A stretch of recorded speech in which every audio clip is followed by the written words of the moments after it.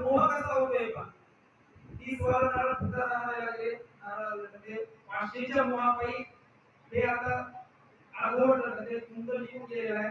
आता 500 घेणार म्हणतो बाबा तुला 5000 रुपये देतो मागता आलाय, पुढच्या महिन्यात लग्न आहे, धोंड्याचा महिना संपलं की लग्न आहे, तू काय वरच्या नारळाचा हात सोडू नको. तर नारळाचा हात सोडून दोघांचाही नाश.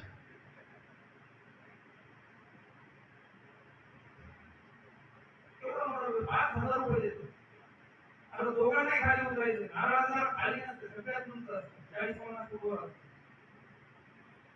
शोध परत तुझा एक घोड्यावाला दिसतो, घोड्यावाल्याला प्रयत्नपूर्वक बोलतात, तुला दोघे 500 रुपये देतो. यांनी मला 500 रुपये देते, परंतु त्याचेही 500 माझीही 500 या आवाज. घोडेवाल्याने मला आपण 1000 रुपये घेऊ आणि काय घोडेवाला उतरवण्यासाठी प्रयत्न केले. घोड्यावर त्याला 2 नंबरच्या उंटाच्या मार्गाच्या कंबीला पकडलं आणि यांना उतरवलं. एवढं खालचा घोडाही निघून जातो. ती वरात एकूण एकाच्या वरती लागली बघा. आणि आता हा घोड्याचा मालक म्हणतोय बाबा रे त्या नारळाला ज्यांनी पकडले त्याला सांग तू नारळ सोडून तुला 10,000 रुपये देतो, मागच्याच महिन्यात लग्न झालं. माणसाला एक छोटा मोह कुठल्या प्रसंगात येतो.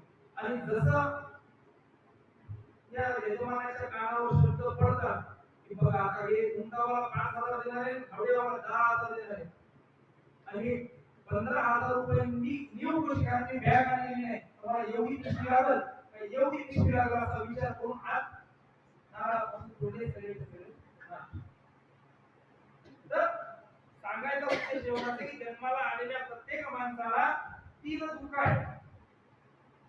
माझी प्रिय व्यक्ती माझ्यापासून दूर होईल का, किंवा दूर झालेल्या व्यक्तीचा शोक, माझं कसं होईल याची भीती, आणि संसारातल्या गोष्टी मिळवण्याचा मोह. आणि जोपर्यंत या 3 गोष्टीपासून आम्हाला निवृत्ती होणार नाही तोपर्यंत आम्हाला परमात्मा जवळ करणार नाही. आम्ही किती प्रयत्न करतो यासाठी आम्हाला परमात्म्याला जवळ करायचं. तापत्रय विनाश. पण ह्यासाठी आपल्याला काय करायचंय, अनेक शास्त्रांनी सांगितले